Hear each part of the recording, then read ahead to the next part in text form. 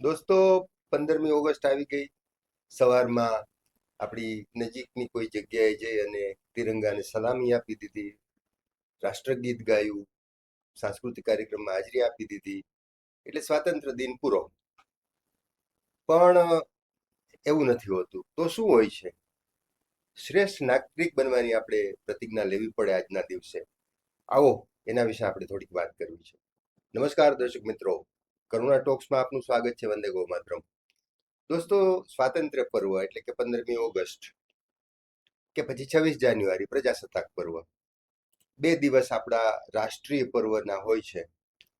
તો ત્યારે આપણે સવારે વહેલા ઉઠી જાય, આજુબાજુમાં ક્યાંય ધ્વજવંદન થતું હોય તો ત્યાં જઈ આવીએ, તિરંગાને સલામી પણ આપી દઈએ, આખો દિવસ દેશભક્તિના ગીતો ગાઈએ, સાંભળીએ, દેશભક્તિની ફિલ્મો ટીવી ઉપર આવે આખો દિવસ એટલે જોઈ લઈએ. તિરંગા બજારમાં વેચાતા હોય તો એ ખરીદીને આપણા ઘર ઉપર લગાડી દઈએ, આપણા વાહન ઉપર લગાડી દઈએ, આપણા શર્ટ ઉપર એવા સ્ટીકર લગાડી દઈએ. એટલે આપણે એમ માની લઈએ કે આપણે દેશભક્તિનો આજનો આ કાર્યક્રમ ઉજવી દીધો. સારી વાત છે, આ બધું કરી શકાય, એમાં કંઈ ખોટું નથી, બરાબર છે. તિરંગાને સલામી આપીએ, રાષ્ટ્રભક્તિના ગીત સાંભળે, બધું સાચું. પણ આ તો 2 દિવસની વાત થઈ, 15 ઓગસ્ટ ને 26 જાન્યુઆરી. વર્ષમાં 365 દિવસ હોય તો બાકીના 363 દિવસનું શું? તો બાકીના દિવસો માટે અને આ 2 દિવસો માટે પણ સૌથી મોટી વાત, મહત્વની વાત, રાષ્ટ્રભક્તિ ત્યારે આપણામાં આવી કહેવાય જ્યારે આપણે એક રાષ્ટ્રના શ્રેષ્ઠ નાગરિક બનવાની કોશિશ કરીએ, અથવા તો એની પ્રતિજ્ઞા લઈને એનો અમલ કરીએ. માત્ર પ્રતિજ્ઞા લઈને અટકી જાય એમ નહીં, પણ એનો અમલ કરીએ. 365 દિવસ રાષ્ટ્ર માટે શ્રેષ્ઠ નાગરિક બની રહીએ. હવે શ્રેષ્ઠ નાગરિકની વ્યાખ્યા શું? શ્રેષ્ઠ નાગરિક કોને કહેવાય? તિરંગાને સલામી આપી દીધી એટલે શ્રેષ્ઠ. એક દિવસ માટે આપણે ઉજવણી કરી નાખીએ એટલે શ્રેષ્ઠ. તિરંગો ઘર ઉપર લગાડી દીધો એટલે શ્રેષ્ઠ. એક દિવસ માટે તો બરાબર છે, કરી શકાય. પણ જે સમસ્યાઓ છે, રાષ્ટ્રની સમસ્યાઓ છે, લોકોની સમસ્યાઓ છે, આપણી પોતાની સમસ્યાઓ છે, તો એ સમસ્યાઓનું નિરાકરણ કરવામાં, એટલે કે દૂર કરવામાં, અથવા એ સમસ્યાને ઓછી કરવામાં આપણે કંઈ સક્રિય ભૂમિકા ભજવીએ તો રાષ્ટ્રના શ્રેષ્ઠ નાગરિક આપણે કહેવાઈએ, અથવા તો એ દિશામાં આપણા કદમ છે એવું કહેવાય. એ રસ્તા ઉપર આપણે નીકળી ગયા છીએ ચાલવા માટે. મંજિલ તો ક્યાં હશે ખબર નથી, આપણે જે કરવું છે બધું થઈ શકશે એ ખબર નથી આપણને, પણ જેટલું થઈ શકે એટલું. સૌથી પહેલી વાત, સ્વચ્છતા. ગાંધીજીએ પણ વર્ષો પહેલા સૂત્ર આપ્યું હતું. આપણા વર્તમાન વડાપ્રધાન નરેન્દ્રભાઈએ પણ સત્તા ઉપર જ્યારે આવ્યા, વડાપ્રધાન તરીકે પદભાર સંભાળ્યો, કાર્યભાર સંભાળ્યો, ત્યારે એણે પણ સ્વચ્છ ભારતનો મંત્ર આપ્યો છે અને એ દિશામાં કામ ચાલે છે. પણ એ સરકારી રીતે અથવા તો સંસ્થાગત રીતે અથવા તો વ્યક્તિગત રીતે પણ થાય. પણ દેશનો દરેક નાગરિક એમ વિચારે અને અમલમાં મૂકે કે હું મારી જગ્યાને, હું જ્યાં રહું છું, હું જ્યાં નોકરી કરું છું, મારું જે વ્યવસાયનું સ્થળ છે, હું જે રસ્તા ઉપરથી નીકળું છું, જે ગામમાં હું રહું છું, એ ગામને, એ રસ્તાને, હું જે દેશમાં રહું છું એ દેશને ગંદો નહીં કરું. હું ગમે ત્યાં પ્લાસ્ટિક નહીં ફેંકું. હું પાન ફાકી ખાઈશ જ નહીં, વ્યસનથી દૂર રહીશ. કદાચ વ્યસન છે કોઈને તો ગમે ત્યાં હું થૂકીશ નહીં, દિવાલોને ખરાબ નહીં કરું, કચરો નહીં ફેંકું. એને માટેની યોગ્ય જગ્યાઓ છે, ડસ્ટબિન છે વગેરે છે, તો હું ત્યાં ફેંકીશ, કચરો હાથમાં રાખીશ. આપણે કોઈ પણ જગ્યાએ આપણું કામ પત્યું એટલે એ પ્લાસ્ટિકની કોથળી, એ કાગળ, બધું ત્યાં જ નાખીને જતા રહીએ છીએ. તો એ ગંદકી થાય છે. એ જ રીતે ગમે ત્યાં થૂકીએ છીએ, ગમે ત્યાં પાન, માવા, ગુટખા ખાઈ અને ગમે ત્યાં ગંદુ કરીએ છીએ આપણા રાષ્ટ્રને, આપણા ગામને, આપણા ઘરને, આપણી ઓફિસને, આપણા રસ્તાઓને. તો હું શક્ય એટલી સ્વચ્છતા મારા તરફથી રાખીશ. મારા ઘરને, મારા ગામને, મારા દેશને, રાજ્યને ગંદુ નહીં કરું. તો આ એક પ્રતિજ્ઞા થઈ અને પછી એનો અમલ કરીએ શક્ય એટલો. 100% કરી શકાય તો સારી વાત છે, પણ અંતે તો આપણે માણસ છીએ, ક્યાંક નાની મોટી ભૂલ થઈ જાય તો એક ક્ષમ્ય. પણ ઈરાદાપૂર્વક હવે એમ કે હું અહીં કાગળ નાખી દઉં તો એ તો ઉપાડવા વાળા ઉપાડી લેશે, સફાઈ કામદારો ઉપાડી લેશે. ના ના, એ યોગ્ય નથી. એનું કામ કરે છે સફાઈ કામદાર, એનું કામ સરસ કરે છે. એનો મતલબ એવો કે આપણે કાગળ, કચરો, પ્લાસ્ટિક, ગંદકી ફેંકા કરીએ ગમે ત્યાં, તો એ તો સારા નાગરિક નથી. તો આ એક વસ્તુ કેળવી લઈએ તો એ સારા નાગરિકની વ્યાખ્યામાં આવી જાય છે. બીજું, પ્લાસ્ટિક જે ખતરનાક ચીજ છે, 100-200 વર્ષ જમીનમાં દાટ્યા પછી એવું ને એવું પાછું નીકળે છે, સળતું નથી, સેન્દ્રિય નથી. તો પ્લાસ્ટિકનો કાં તો ઉપયોગ બંધ કરી દઈએ, જો 100% શક્ય ના હોય તો ઘટાડી નાખીએ.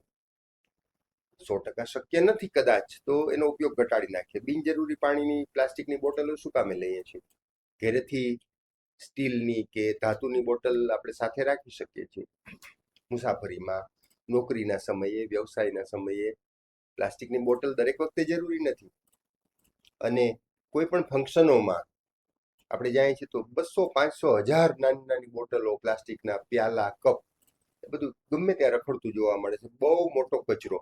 છેલ્લે એ બધો કચરો ધરતીમાં જાય છે, એ કચરો પાણીમાં જાય છે, એનું કોઈને કોઈ સ્વરૂપ હવામાં જાય છે. તો એ બધી રીતે આપણને જ નુકસાન કરે છે, પર્યાવરણને બગાડે છે. તો પ્લાસ્ટિકનો ઉપયોગ કાં તો બંધ કરી દઈએ, કાં તો ઘટાડી નાખીએ. પ્લાસ્ટિકની થેલી લઈને કોઈ દિવસ ઘરેથી નીકળીએ નહીં. હંમેશા કપડાની થેલી લઈને નીકળીએ ખરીદી કરવા. આપણે રોજ આપણા ઘરમાં 10 પ્લાસ્ટિકની થેલી લઈ આવીએ છીએ. તો એ બંધ કરી દઈએ તો સારા નાગરિક બની જઈએ. એ દિશામાં આપણે કદમ માંડી દીધા કહેવાય. પછી પર્યાવરણ, બહુ મોટી સમસ્યા પ્રદૂષણની. ગ્લોબલ વોર્મિંગ, વરસાદના ટાઈમિંગ બદલાઈ ગયા. પડ્યો ત્યાં 100 ઇંચ પડ્યો, નથી પડ્યો ત્યાં 3 ઇંચે નથી પડ્યો. આપણી સામે આ વર્ષના જ દાખલા છે. દક્ષિણ ગુજરાતમાં, વલસાડ જિલ્લામાં 130 ઇંચ, 120 ઇંચ, 100 ઇંચ વરસાદ પડી ગયો છે આ 1.5 મહિનામાં. અને પોરબંદર, દ્વારકા, જામનગર, ગીર સોમનાથ, ત્યાં હજી વરસાદની રાહ જોવાય છે. તો આ શું છે? પર્યાવરણ બગડી ગયું છે.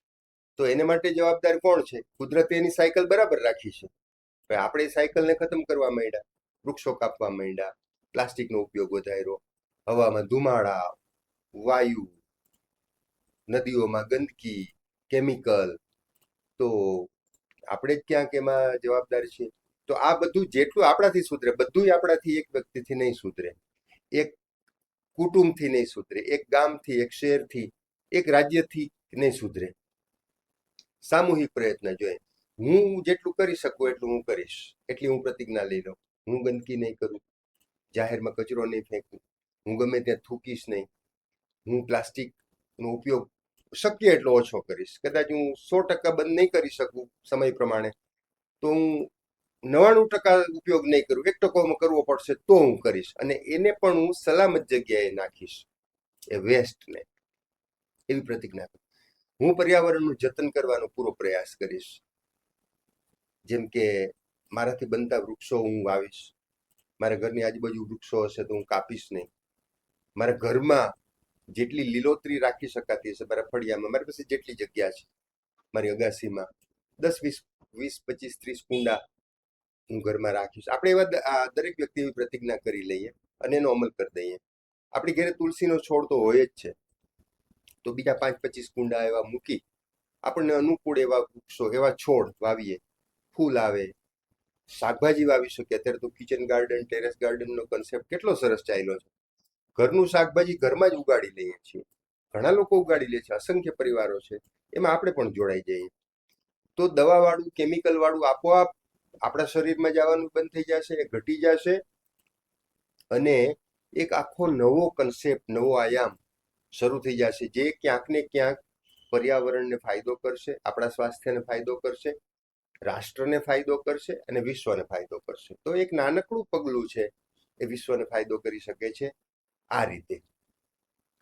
તો આ આપણે પ્રતિજ્ઞા કરીએ અને એનો અમલ કરીએ જેટલું કરી શકાય. હું એમ નથી કહેતો કે આપણે આખું ઘર શાકભાજીથી ભરી દઈએ, ફૂલોથી ભરી દઈએ, છોડવા વાવી દઈએ. જેટલી જગ્યા છે, 10 કુંડાની જગ્યા છે, 10 કુંડા રાખીએ. 100 કુંડાની જેની વ્યવસ્થા છે, મોટી અગાસી છે, મોટું ફળિયું છે, 300-400 વારના પ્લોટમાં મકાન છે, એટલું કરી શકાય. એ જ રીતે માનવ સેવા આ પણ બહુ મોટો મુદ્દો છે. જો આપણે જાણીએ છીએ રક્ત, લોહી, એ હજી સુધી તો વૈજ્ઞાનિકો બનાવી નથી શક્યા. એક માણસ લોહી આપે તો જ બીજાને મળે. એક માણસ લોહી આપશે તો જ બીજાને મળશે. આજે અસંખ્ય લોકો લોહી વગર હેરાન થાય છે અને અસંખ્ય લોકો રક્તદાન કરવા જતા નથી. કોઈ દિવસ જીવનમાં રક્તદાન કર્યું નથી, કરતા નથી અને નહીં કરવું એવું મનમાં ધારીને બેઠા છે કે એ મારાથી નહીં થાય. હવે એ તો બહુ સિમ્પલ પ્રોસેસ છે, આપણે કંઈ કરવાનું જ નથી.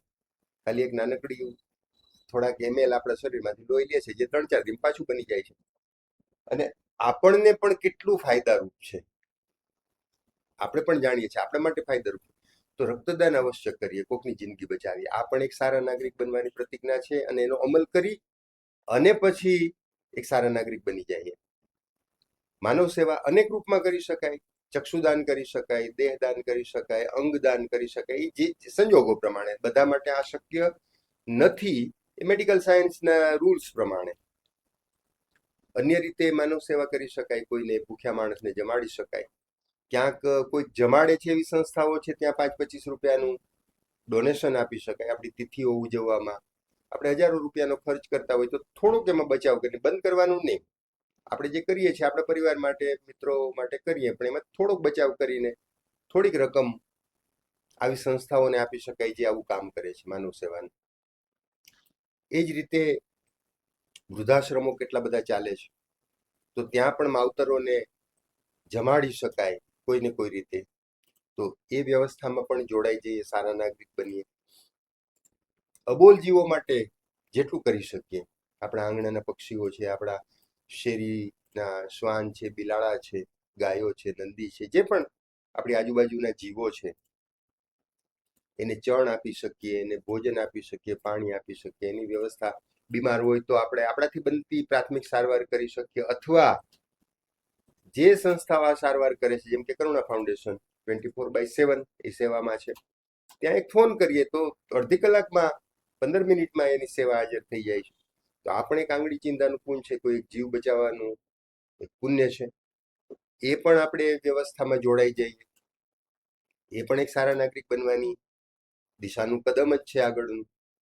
તો આવું કેટલું કરી શકાય છે, અસંખ્ય મુદ્દાઓ છે. આ તો મુખ્ય 4-6 મુદ્દાની વાત કરી.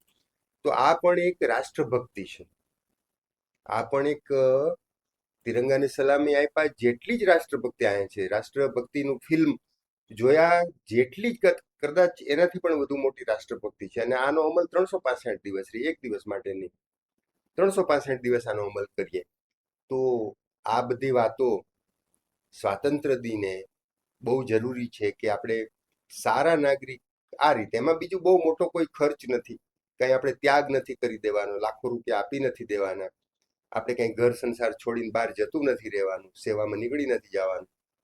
ઘરમાં રહીને આપણું વ્યવસાય કરતા કરતા, આપણી નોકરી કરતા કરતા આપણી પાસે 1-2 કલાકનો સમય બચતો હોય છે, એ સમયમાં આ બધી પ્રવૃત્તિ કરી શકાય છે. અત્યારે તો કેટલી સુવિધા છે, ટેલિફોનની, ઈમેલની, સંદેશા વ્યવહાર કેટલો સરળ છે. ઘરે બેઠા બેઠા બહુ મોટું કામ કરી શકાય છે. તો આવી પ્રવૃત્તિમાં કમસે કમ 1-2 કલાક જો આપી શકીએ દરરોજ, અથવા અઠવાડિયે 2-4 કલાક આપી શકીએ તો જરૂર આપીએ. તો આ બધી વાતો છે સારા નાગરિક બનવાની એ દિશાની. બસ ભારતના એક ઉત્તમ નાગરિક તરીકે, શ્રેષ્ઠ નાગરિક તરીકે આ અને આવી જેટલી પણ બાબતો છે, આપણી આજુબાજુની સમસ્યાઓ છે, એના નિવારણમાં અથવા એને હળવી કરવામાં આપણે કંઈ ભૂમિકા ચોક્કસ ભજવી જ શકીએ તો ભજવીએ. બસ આજે આટલી વાત કરવી હતી. ફરી પાછા કોઈ નવી વાત સાથે, નવા વિષય સાથે મુલાકાત કરશું. ત્યાં સુધી રજા આપશો. નમસ્કાર.